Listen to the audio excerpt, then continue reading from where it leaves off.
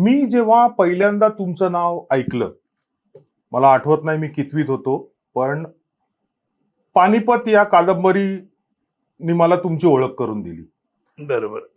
तर पानिपत जेव्हा तुम्ही लिहित होता सर, तेव्हा त्याचा जो रिसर्चचा भाग आहे तो किती दिवस चालला, किती कष्ट तुम्हाला घ्यावे लागले, त्याबद्दल आम्हाला थोडक्यात जरा सांगा ना. थोडक्यात सांगायचं तर जवळजवळ वयाच्या 22व्या वर्षी मी या विषयाला हात घातला आणि मी 28 वर्षाचं झालो त्यावेळेला ती कादंबरी बाजारात आली. राईट. म्हणजे 5-6 वर्ष माझी त्याच्यामध्ये गेली. तर त्यामध्ये मुंबई युनिव्हर्सिटीचं ते फोर्टमधलं ग्रंथालय असेल, पुण्याचं डेक्कन कॉलेज असेल किंवा इतिहास संशोधक मंडळ आहे, साताऱ्याचं शिवाजी कॉलेज असेल, ह्या सगळ्या ग्रंथालयामध्ये पुन्हा पुन्हा जाऊन पानिपतावरचं जे अवेलेबल सगळं आहे ते मी वाचत होतो.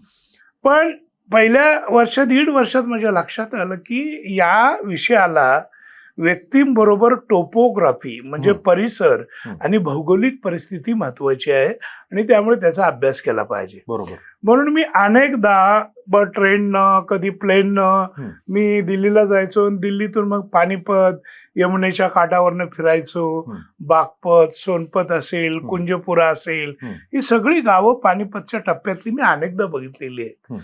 म्हणजे ऍक्च्युली एखाद्या विषयाशी रममान होणं किंवा अंतर्धान पावणं अशातला तो प्रकार होता आणि त्या माझ्या प्रयत्नाचं फळ म्हणून ते कादंबरी तयार झाली असावी असं मला वाटतं.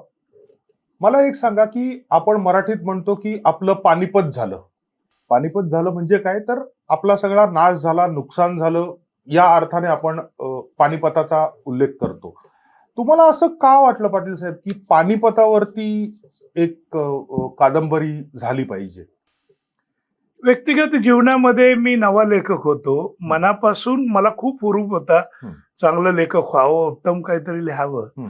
आणि मग सभा संमेलनामध्ये गेलो तर तेवढंसं स्थान मिळायचं नाही. काही कार्यक्रमामध्ये नाव छापलेलं असायचं तरी बोलायला मिळायचं नाही कार्यक्रम वाढल्यानंतर. मग असं मनानं घेतलं की आपण अशी काहीतरी जादू करावी की लोकांनी आपल्या पाठीमागं लागलं पाहिजे, आपण लोकांच्या पाठीमागं नाही लागायचं.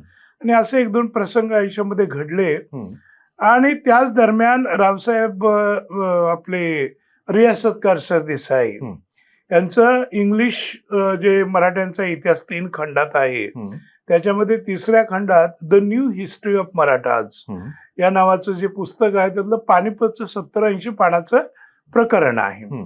आणि मी अनेक ठिकाणी म्हटलंय की रियासतकारांच्या मराठीपेक्षा त्यांचं इंग्रजी अतिशय उत्तम होतं आणि ते असं खेचणारं होतं.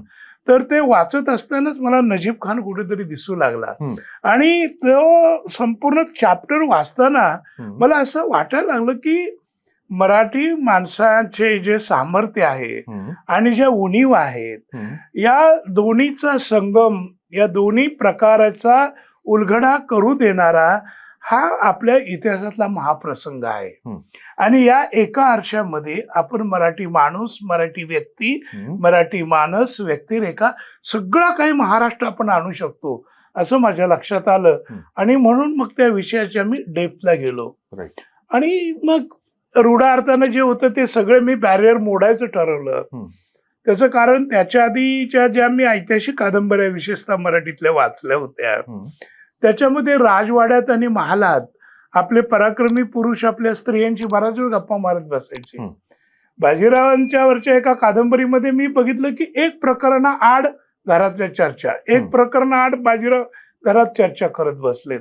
मग मी मनाला प्रश्न विचारला की एवढा जर तो बायका पोरांमध्ये स्त्रियांमध्ये आपल्या गप्पा मारत होता तर यांनी राज्य घडवलं काम कधी केलं. आणि म्हणून माझ्या असं लक्षात आलं की मराठी कादंबरी ही माझघरात किंवा देवघरात अडकलेली आहे, तिला खेचून रणावरच्या उन्हामध्ये न्यायला पाहिजे. आणि म्हणून मग पानिपत मला त्या दृष्टीनं महत्वाचा विषय वाटला.